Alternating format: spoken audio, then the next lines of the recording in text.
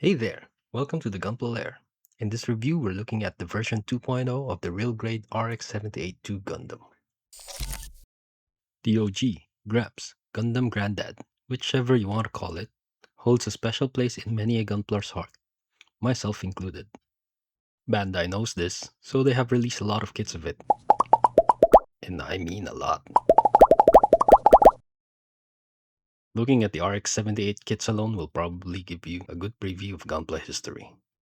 I think at this point, correct me if I'm wrong, MGSD is the only Gunpla lineup that doesn't have an RX-78-2 yet. Then again, that's a young line with only 4 kits in. Give it time. Okay, where was I? Ah yes, RX-78 kits. Now we have an RG 2.0.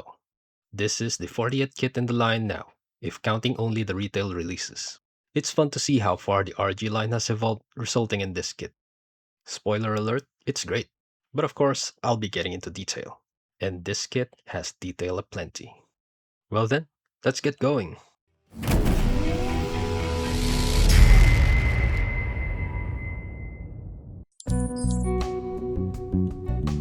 At a glance, the RG 2.0 Gramps doesn't stray far from most modern depictions of the RX-78-2, whether in the modern anime, the Gundam statues, or other media projects.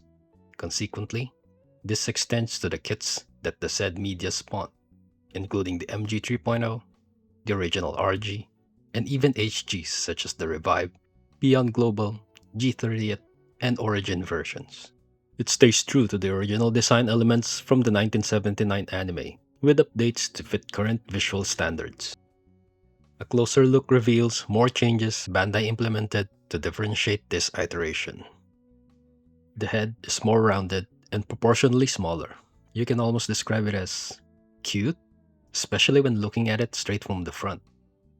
It's a nice detailed head, don't get me wrong, though I personally prefer the look of the head on the earlier RG. How about you?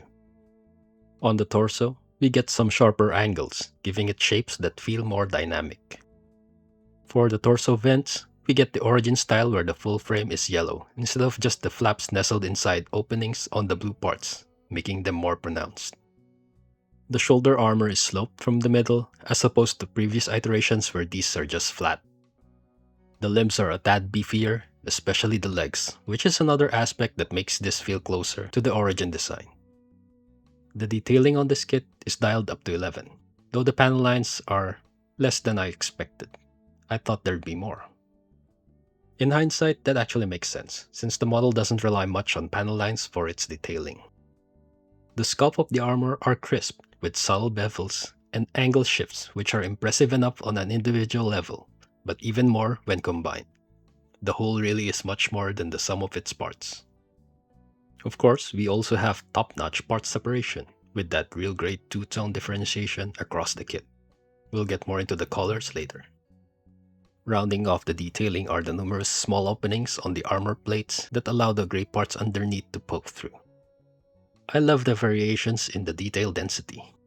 There are certain parts with details closely packed together, while most have them more spaced out. As a result, the detailing feels balanced. The proportions, sculpt, and detailing gives the assembled model that sci-fi mechanical aesthetic, while making it feel that this is how the mech would look like if produced in the real world, the general idea of the RG line in the first place. You can enhance the details further with the provided sticker decals. As you can see, I didn't bother with them on mine because I plan to put on water slide ones on it. Already ordered some, just waiting for them to arrive. Now let's get to the colors. It's the OG protagonist Gundam, so we get the triad red, blue, yellow color scheme chosen because it was very merchandisable. Well, what can I say? It became quite iconic and successful. I digress, we're not here to talk about marketing tactics. Going back to the colors. For this kit, they chose slightly brighter but less saturated colors compared to the deep and saturated colors of the earlier RG, though not by much. It's only that noticeable if you look at them side by side. There aren't any two-tone separation for these colors, which I think is a good choice. The two-tone is kept on the whites.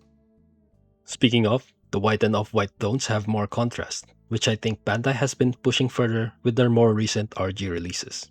Add the grays of the frame poking through, we get another shade that enhances the model's aesthetics. Further complementing the tone separation are certain sculpting of the armor. Prime example is the shoulder armor. Due to the shape, one portion will be slightly turning away from the light. This makes it look like it's a darker shade of gray, even though it's just one part of the same color. Of course, how pronounced these are will depend on the lighting setup. If you strip off the armor, you can find that the color differentiation extends to the internal frame. You'll probably notice this as you're building the kit. On that note, you can get a glimpse of this dark gray separation on the backpack. Alright, I probably went on longer than necessary about the kit's looks. Let's proceed with the accessories. The kit includes what I think has come to be expected as the Granddaddy's standard loadout. Beam rifle, bazooka, 2 beam sabers, and shield. Then, there are interchangeable hands with some meant for holding the weapons and some for enhancing poses. There is a core fighter here, but I don't treat this as an accessory. I'll explain later. For now, let's get to the weapons. The rifle has some nice details and a similar color separation to the internal frame. The secondary handle can swing sideways, which is a feature in nearly every RX-78-2 kit. The scope has a separate yellow part. It has been made smaller, which is a notable design choice, at least to me. The bazooka doesn't differ much from what we've seen before. The handle can be adjusted, which is not new either, but always nice to have. The ammo container has these narrow windows, which allows the rockets inside to peek through. The shield follows the same general iconic shape, but with some additional extrusions and bevels that make it match the detailing of the MS itself. In addition, there is a gray frame structure that gives it that mechanical look and feel. These gray parts poke through on certain parts of the front as well. It has a clip with a joint construction that allows it to turn so you can attach it to either forearm. There is a handle that can fold out so it can be held by the hand for additional support, though not really necessary. The clip is plenty strong enough to keep it in place. Just use the clip and the hand remains free to hold another weapon. Neat, right? This whole construction can slide up and down so you can adjust how high the shield rests on the forearm. Gives you some additional flexibility in posing. You get a pair of beam saber effect parts. The handles are on the backpack. Not much to say about these beam sabers really. They're simple and effective. Now for the interchangeable hands. For enhancing poses, there is a pair of closed fists and a pair of open palm hands. The open ones are more on the relaxed side. For holding the weapons, you have a pair of general purpose holding hands. In this kit, they are used for holding the beam sabers, the handle of the shield, and the bazooka. The trigger finger hand is right only, dedicated for the beam rifle. In my opinion, this should come in pairs. Is that too much to ask, Bandai? One feature I'm a fan of in model kits is the ability to mount the weapons somewhere on the mech when they are not held in the hands. If that's something you care about, you'd be happy to know that the 2.0 can do it. The bazooka can mount on the back of the waist. The rifle and even the beam saber handles can be attached to the shield, which can then be mounted on the back. The RX-78-2 supposedly has more weapons, such as the Gundam hammer and the beam javelin, the evolution of the beam saber. As a fan of polearms, the javelin would have been nice to have. Oh well, they just had to put it in a Bandai expansion set. In comparison, the MG 2.0 had the javelin, hammer, and even the napalm launcher attachment for the beam rifle. Just saying. Well, that's it for accessories. Next, articulation. As usual, starting with the head, there's a hinge up top and a ball joint at the bottom. The up and down tilt is great. Sideways, only a bit. And of course, full rotation. The torso crunch is decent towards the front. There are 3 segments here and there is a drastic difference with the movement range of the topmost one compared to the rest. You can see it tilts pretty far while the middle one barely moves. I suppose they did as much as they could with the core fighter in there. The core fighter itself is hinged to accommodate the torso movement, but it doesn't add much to be honest. Backwards, barely any. There's no mid-torso twist. You can just turn the torso at the connection point to the waist. Only a slight tilt mid-torso, but it can tilt through the joint in the waist frame as well. Overall, not very dynamic at the torso, but it's workable. The shoulder armor moves independently from the arm. You can rotate it like so, and tilt it up and down. The front and rear panels are each on a hinge, so you can open them up. For the arms, each is connected to a combination joint within the torso. It can hinge upwards and swing around like so. A peg connection here allows full rotation. Then, a hinge allows it to swing upwards. Combined with the aforementioned joint, the arm can raise pretty high, only limited by the top part colliding with the shoulder frame right here. Upper arm cut allows full rotation. Double hinge elbow allows nearly a complete fold.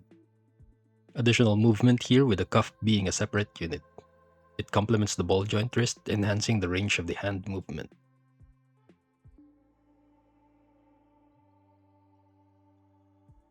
The skirting moves around to give space for the leg movement.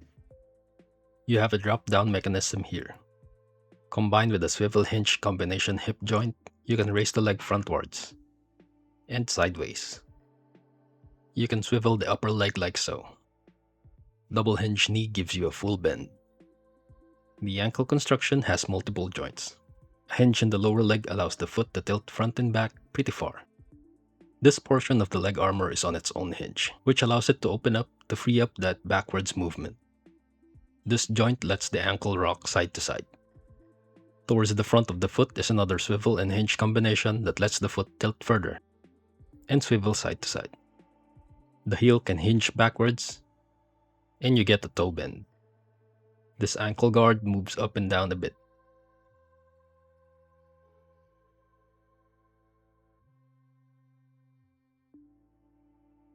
Over on the backpack, the beam saber holders can rotate. The thrusters can swing like so. As for some additional moving parts, you can open the cockpit hatch. That wraps up the articulation. Next, let's get to the build design.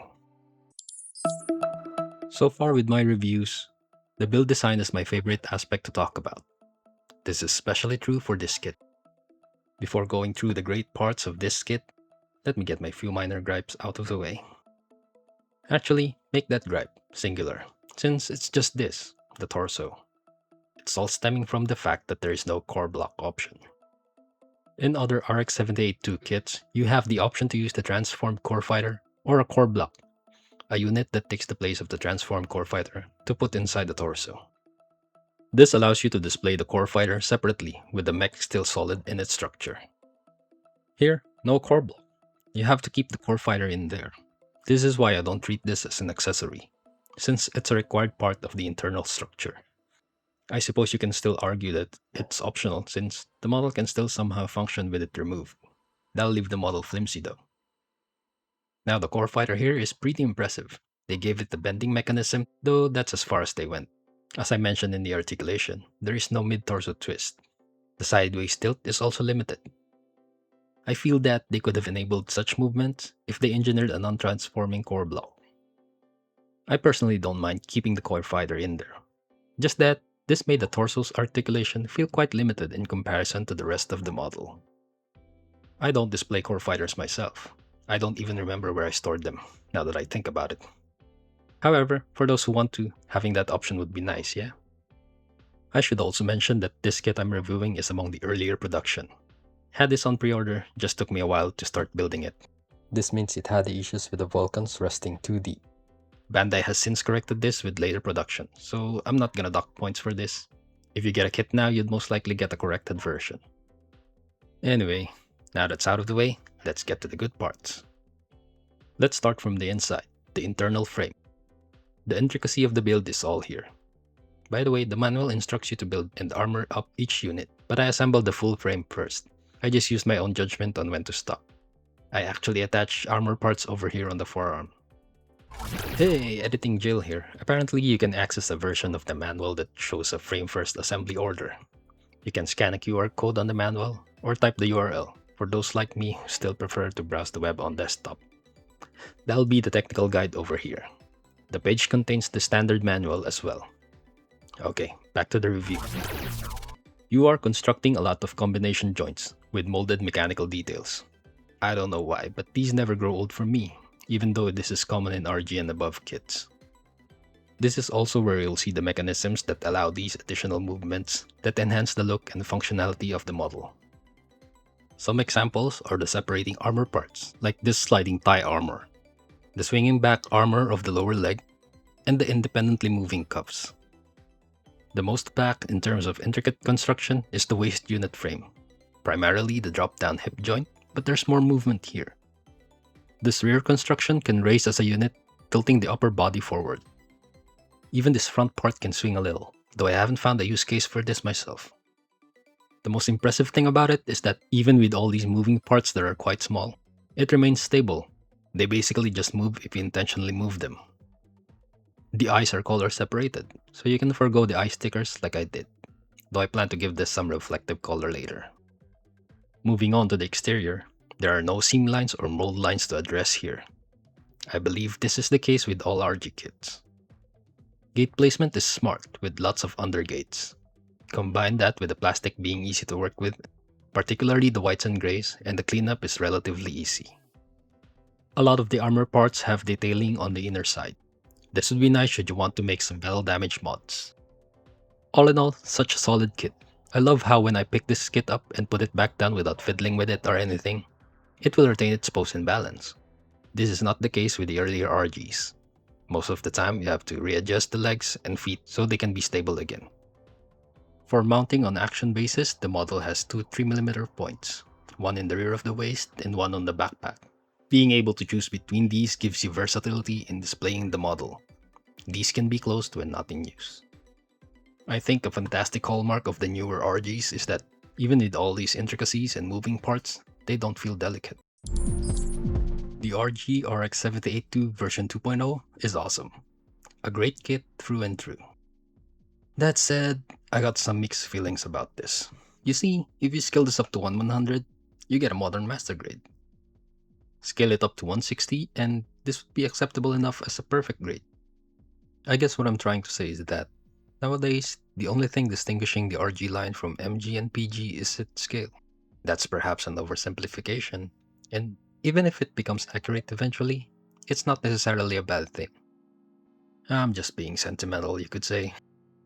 Ever since I built my first RG, the 00 Quanta, it has been my favorite grade despite the flaws of the earlier releases. Just me being rationally protective of RGs having just a mini MG perception. Speaking of earlier releases, the 1.0 RG surely had its problems, but I think it's still a serviceable kit. In other words, there are RG kits that need a 2.0 more. Anyway, back to the 2.0. Yeah, top marks all around. Putting personal feelings aside, this is a 1/144th scale masterpiece. If you're thinking of getting it, do it. You'll be glad. That's it for me then. If you made it to this part of the video, massive thanks. Appreciate that you've listened this long. If this video has been informative, kindly give it a like. Also, comment below. Which RG kit do you think deserves a 2.0 treatment? And why is it the Zeta? Subscribe while you're at it. See you on the next video.